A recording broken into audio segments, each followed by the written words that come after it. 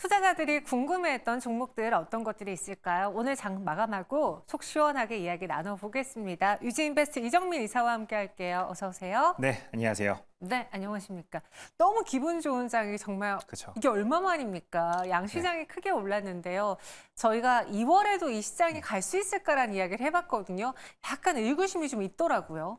네, 뭐 2월 달 같은 경우에는 워낙 이제 1월 달에 안 좋았다 보니까 그런 기분을 가지고 여전히 좀 그런 식으로 생각하는 분들이 많으실 텐데 제가 1월 달 내내 좀 말씀드렸던 게 네. 비웠으면 채워야 된다라고 시청자 오. 여러분들께 좀 말씀드렸었죠. 그렇기 때문에 저 같은 경우에는 어쨌든지 뭐 설 전후로 해서 시장이 지금과 같은 분위기는 어느 정도는 좀 유지해 줄 것으로 좀 생각을 하고 있습니다.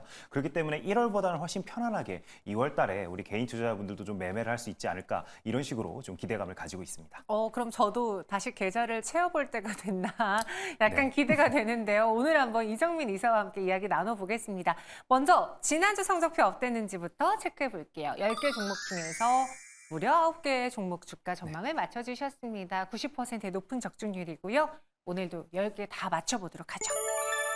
자동차와 플랫폼, 초전도체, 반도체, 에너지, 2차 전지 다양하게 올라와 있습니다. 종목으로 바꿔보자면요. 저도 현대차일 것 같았어요. 현대차가 10% 가까운 급등으로 네이버와 기아도 크게 올랐고요. HLB, 카카오 10개 종목이 모두 다 빨간불을 기록을 했습니다. 첫 번째 수상한 종목, 현대차 볼게요. 제가 오늘 만나는 분들마다 네. 물어보는 질문이 있어요.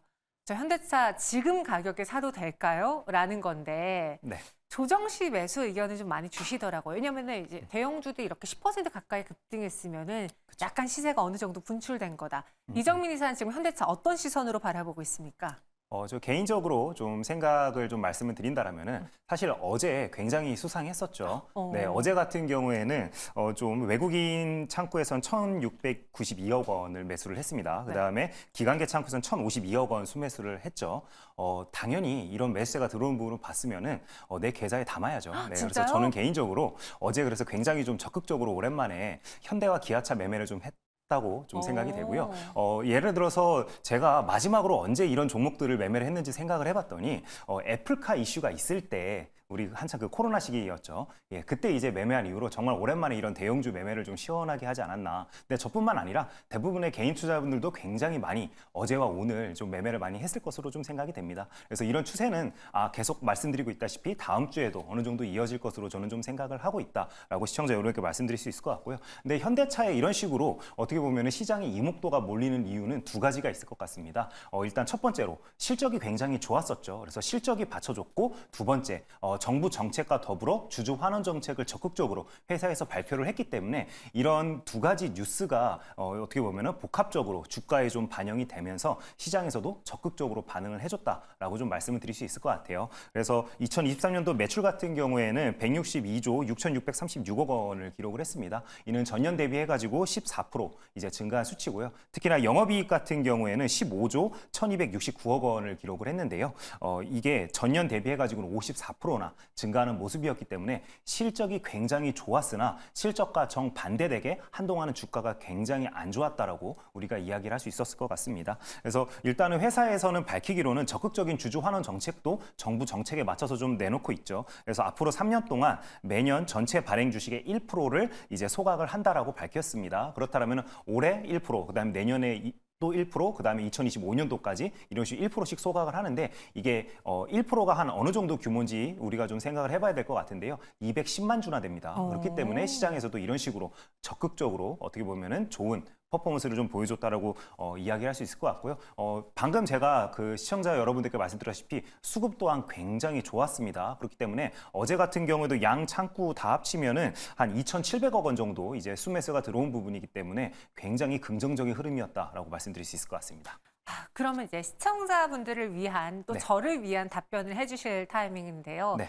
아직까지 현대차랑 기아가 이렇게 올랐음에도 불구하고 한 0.7배? 이렇게 1배가 네. 아직 안 넘더라고요. 그럼 PBR 1까지 추가 상승 열려 있는 건지 네. 전 또 개인적으로 왜 그 문구가 눈에 띄었는지 모르겠는데 최근 증권사 리포트에서 그래 다 좋아. 그런데 2024년은 2023년만큼의 실적이 안 나올 수 있고 경쟁 심화가 나타날 수 있기 때문에 오히려 자동차주 매수 중립 의견으로 하향하겠다라는 리포트를 제가 또 그걸 어제 봤어요. 그쵸, 네. 그래서 매수를 안 했어요. 그런데 네. 오늘 이렇게 간단 말이죠. 네. 어떻게 해야 돼요? 제가 앵커님께 지금 이제 어떻게 보면 이제 6년째 앵커님 뵙고 있잖아요. 맞아요. 6년 차인데 제가 항상 말씀드리죠. 시장이 옳습니다. 그 누가 어떤 의견을 냈든 주가가 올랐으면 거기에 맞춰서 내 생각을 바꿀 줄 알아야 됩니다. 근데 시장은 지금 어쨌든 저PBR주, 그러니까 이제 밸류업 과 관련된 이제 뉴스에 훨씬 더 시장이 민감하게 반응을 하고 있기 때문에 오늘만 놓고 보더라도요. 그동안 예를 들어서 삼성물산을 비롯해서 어제 같은 경우에는 생명보험회사 뭐 이런 회사들 굉장히 많이 주가가 올랐죠. 근데 이런 종목들이 전부 다 지금 현재 오늘 이제 주가를 놓고 보면은 3일선에서 굉장히 밑꼬리를 이쁘게 달고 다 반등하는 모습을 보여줬죠. 그렇기 때문에 현대차나 기아차 모두 다 월요일 날에도 어느 정도의 변동성은 있을 수 있겠지만 네. 그 변동성 안에서 그동안 좀 매수를 못 하셨던 분들은 한번 도전해보는 것도 굉장히 좋은 타이밍이 될 것 같다라고 시청자 여러분께 말씀드릴 수 있을 것 같습니다. 그럼 현대차, 기아 다음 주 월요일에도 업 의견 드릴 수 있을까요? 네, 저는 당연히 업 의견으로 시청자 여러분께 말씀을 드릴 거고요. 다음 주 같은 경우에도 저PBR과 관련된 이슈는 지속적으로 나올 수밖에 없습니다. 정부 측에서는 2월 중으로 일단은 발표를 할 것으로 지금 현재 예상이 되고 있죠. 아직 발표가 나오지 않았습니다. 그렇기 때문에 일단은 시장은 기대감을 가지고 설 연휴 전까지는 움직일 가능성이 굉장히 높다라고 저는 좀 생각을 하고 있고요. 더불어 총선도 어쨌든지 4월 달에 있죠. 그렇기 때문에 정부 입장에서는 부동산과 주식과 관련된 정책은 적극적으로 앞으로도 내놓을 수밖에 없는 상황이다라고 좀 판단이 되기 때문에 월요일에도 당연히 업 의견으로 시청자 여러분께 말씀을 드리겠고요. 다시 한번 말씀드리지만 오늘 같은 경우에도 어제 뜨거웠던 대부분의 이제 종목들이 오늘 3일선에서 굉장히 이쁜 반등 모습이 나왔죠. 그렇기 때문에 현대차 같은 경우에도 그런 모습을 기대해 볼 수 있다라고 다시 한번 좀 말씀드리겠습니다. 네, 현대차 업 의견 드렸습니다. 기아 역시도 긍정적으로 봐주셨고요. 이어서 두 번째 수상한 종목 후보 볼게요. 네이버도 오늘 모처럼 10% 가까운 급등을 보여줬어요. 그러니까 자체적으로 실적도 좋았고 메타의 실적도 좋았잖아요. 네. 그러니까 최근에 시장이 좀 비이성적으로 움직일 때는 이렇게 관련 기업이 호실적을 내놓아도 네이버가 전혀 반응을 못했는데 네. 지금 이렇게 메타 실적 좋고 아마존 실적 좋으니까 네이버도 올라 좀 이성적인 시장이 되지 않았나라는 생각이 들거든요. 네, 뭐 이성적인 시장일 수도 있고요. 네. 누군가에게는 또 비이성적일 수도 있는 건데 중요한 부분은 그런 거죠. 시장이 어떤 호재성 뉴스에 반응을 했는지 우리가 일단 봐야 될 것 같아요. 근데 일단 네이버 같은 경우에는 방금 앵커께서 말씀해 주신 것처럼 호실적을 발표했는데도 불구하고 어떻게 보면 주가가 그동안은 굉장히 안 좋았었죠. 그리고 이런 컨센서스와 관련되어서도 어떻게 보면 시장에 부합하는 그런 부분들을 좀 내다 보니까 시장에서도 오늘 같은 경우에는 장대 양봉이 이런 식으로 나왔다라고 우리 시청자 여러분께서 이해를 해주시면 될 것 같습니다. 일단은 그 실적에 대해서 좀 마저 말씀드린다라면은 특히나 괄목할 만한 이제 실적을 좀 발표했던 게 커머스와 컨텐츠 매출이었습니다. 그래서 커머스 같은 경우는 2조 5,466억 원을 기록을 했는데요. 전년 대비해서 41% 성장하는 모습을 좀 보여줬고요. 그다음에 컨텐츠 같은 경우도 1조 7,330억 원을 발표를 했습니다. 이는 전년 대비해서 37% 증가하는 모습을 좀 보여줬기 때문에 이 두 가지 이제 부분에서 굉장히 시장을 기대치를 뛰어넘는 실적을 좀 발표한 것으로 우리가 좀 생각을 하면 될 것 같고요. 그다음에 핀테크와 클라우드 부분에서도 생각보다는 괜찮은 이제 성과를 좀 냈습니다. 그래서 핀테크 같은 경우에는 1조 3,548억 원, 그러니까 전년 대비해서 14% 증가하는 모습을 좀 보여줬고요. 클라우드 부분 같은 경우에도 4,472억 원을 기록을 하면서 전년 대비해서는 매출이 11% 성장하는 모습을 좀 보여줬다라고 사측에서는 좀 밝히고 있습니다. 이번에 그 커머스의 실적도 좋았는데 네. 근데 네이버 커머스를 위협하는 중국 네. 아시죠? 플랫폼. 그럼요. 네. 알리랑 테무가 등장했어요. 네. 제가 거의 뭐 사용을 하면은 모든 이들이 사용한다라고 말해도 과언이 아닌데 제가 네. 최근에 알리에서 또 대량 구매를 했거든요. 이렇게 되면은 네이버의 그 커머스 시장을 빼앗기는 거 아닌가요? 실적 우려에 대해서도 염두해야 되나요? 앵커님 같은 경우에는 알리를 왜 이용하세요? 너무 싸던데요? 맞죠. 네. 네. 알리는 그만큼 싸기 때문에 이용을 많이 하죠. 저 같은 경우에도 알리를 지금 이용한 지 한 3년은 된 것 같아요.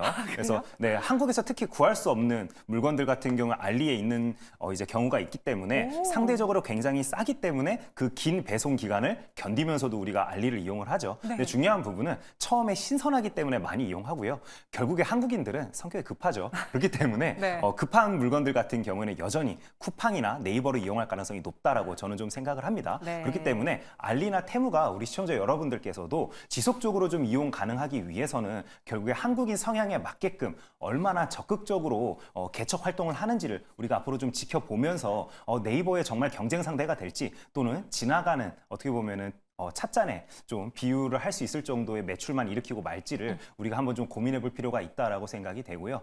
제가 생각했을 때는 여전히 좀 어느 정도 이제 처음 이용하시는 분들 같은 경우 굉장히 신선하게 다가올 수밖에 없습니다. 근데 이게 굉장히 좀 구찌가 커지게끔 시장이 좀 커지려면은 적극적으로 얼마나 한국 시장에 투자를 하는지를 좀 지켜봐야 될 건데 네이버를 위협하기에는 아직까지는 좀 못 미치는 게 아닐까 저는 좀 그렇게 생각을 하고 있다라고 말씀을 드리겠습니다. 맞아요. 그 상세 페이지가 잘 없어서 네. 거의 그냥 확률 게임상으로 네, 예, 그쵸. 구매를 하게 되더라고요. 네. 그런 면에서 네이버의 커머스 시장을 위협하기에는 한계가 있다라는 네. 이야기. 그럼 네이버의 다음 주 주가 흐름은 어떨 것으로 예상하는지 이번에 호실적 올 한 해 좀 이어질 수 있을지 의견 주시죠. 네, 네이버 같은 경우에는 시청자 여러분들께 업 의견으로 좀 말씀을 드리도록 하겠습니다. 네. 오늘 같은 경우에 거래량을 동반하면서 21선에 올라타는 모습을 좀 보여줬죠. 그렇기 때문에 다음 주에도 그런 좋은 흐름을 좀 이어갈 것으로 저는 좀 생각이 되기 때문에 네이버 같은 경우에도 업 의견으로 좀 말씀을 드리도록 하겠고요. 특히나 외국인이 그 349억 원, 그다음에 기간이 149억 원 수매수세가 유입된 부분이 굉장히 긍정적으로 쳐다보는 그런 뷰다라고 시청자 여러분께 좀 말씀드릴 수 있을 것 같습니다. 네이버 업 의견 드렸고요. 오늘 10% 가까운 상승으로 장을 마쳤습니다. 이어서 세 번째 수상한 종목 후보 보도록 하죠. 두산 에너빌리티 4%의 강세로 장을 마쳤는데요. 오늘 상승한 배경 이유가 있을까요?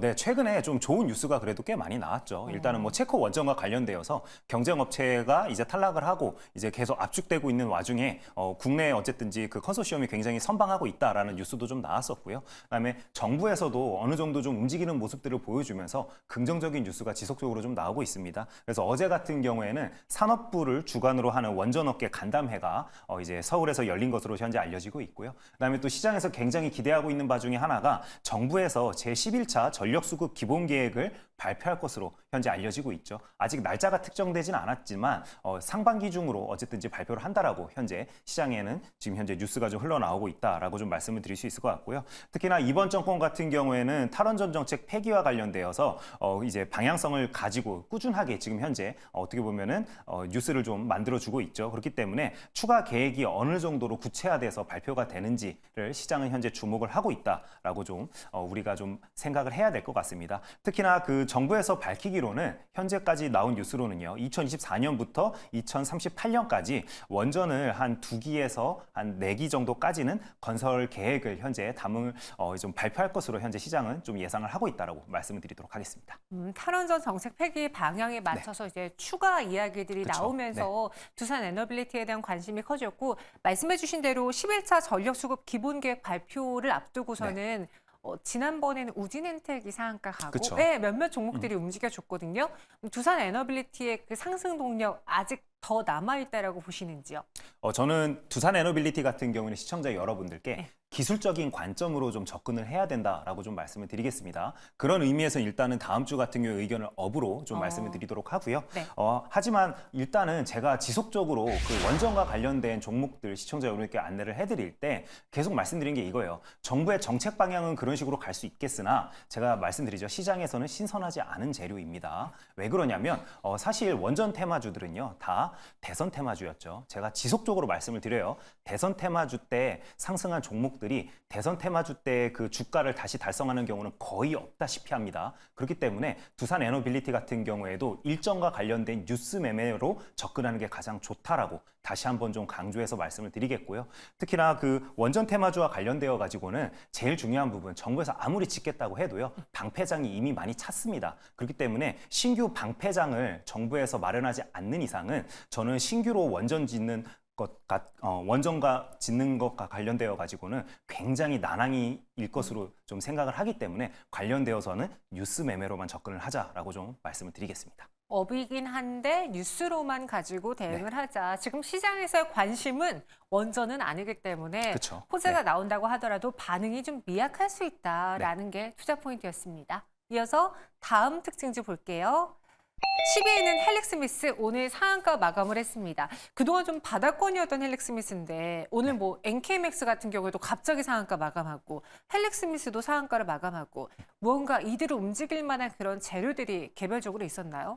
네, 헬릭스미스 같은 경우에는 최근에 주가 변동성이 굉장히 심하죠. 그래서 1월 달 같은 경우에는 지속적으로 좀 하락하는 모습들을 보여주다가 오늘 이렇게 상한가에 도달을 하면서 1월 달 그동안 하락했던 그 하락분을 전부 다 만회하는 모습을 보여줬습니다. 그렇기 때문에 시장에서도 오늘 같은 경우에는 당연히 주목도가 높을 수밖에 없을 것 같은데요. 일단은 사측에서 밝히기로는 그래도 좋은 뉴스가 나왔습니다. 그래서 시청자 여러분께 좀 말씀을 드린다라면은 유전자 치료제죠. 그 엔젠시스의 중증 하지 허혈 환자 대상으로 중국에서 임상 3상을 진행을 했는데 이와 관련되어서 유효성이 확인이 되었다라고 중국 파트너사 측에서 밝히고 있습니다. 그래서 중국 파트너사 이름이 노스랜드인데요. 노스랜드 측에서 또 밝히기로는 NDA 신청 및 준비를 예정을 하고 있다. 그래서 중국 시장에서 시장이 좀 개화되지 않을까 이런 기대감을 가지고 오늘 같은 경우에는 헬릭스미스가 상한가에 도달하는 모습을 보였다라고 시청자 여러분께 말씀을 드리겠습니다. 그럼 이 뉴스가 호재로 작용을 한 거잖아요. 네. 그럼 오늘 상한가를 만든 배경이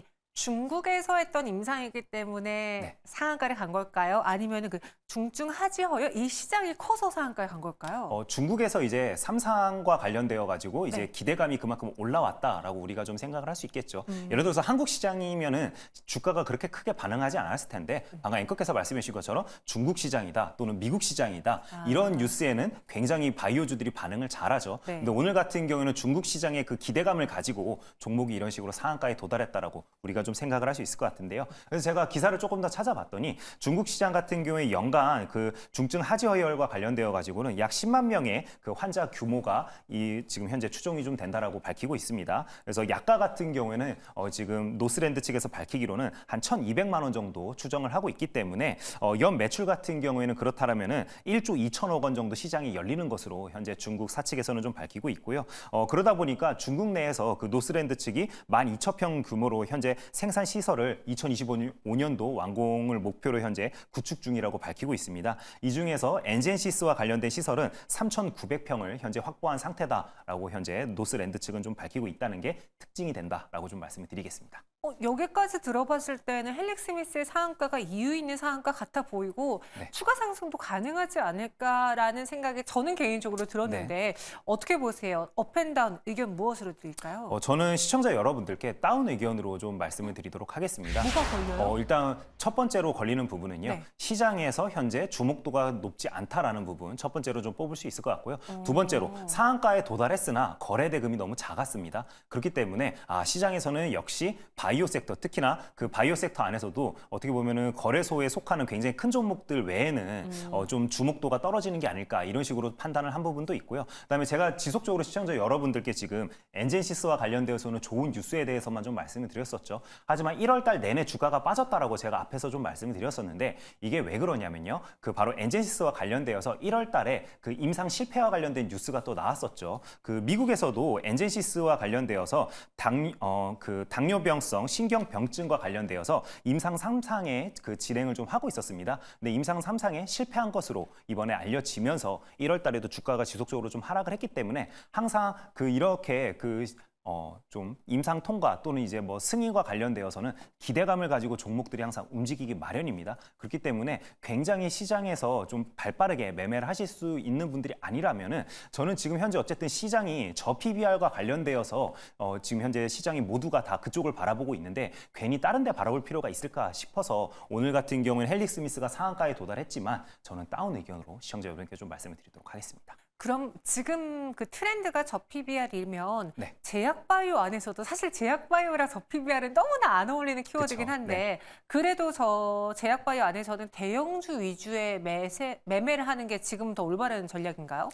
대형주 안에서 일단은 지금 현재 시장에서는 좀 그나마 좀 흐름이 좋았던 종목은 단연 삼성 바이오로직스라고 우리가 할 수 있겠죠. 네. 여전히 추세도 살아있고요. 거래 대금도 굉장히 많이 터지는 편에 속합니다. 그렇기 때문에 대형주 매매를 즐기시는 분들 또는 너무 변동성이 큰 것은 좀 지양하시는 성격의 분들은 저는 삼성 바이오로직스를 한번 좀 눈여겨보자라고 좀 말씀을 드리겠고요. 그다음에 차선호주로는 제가 시청자 여러분들께 레고캠 바이오라고 좀 말씀을 드리도록 하겠습니다.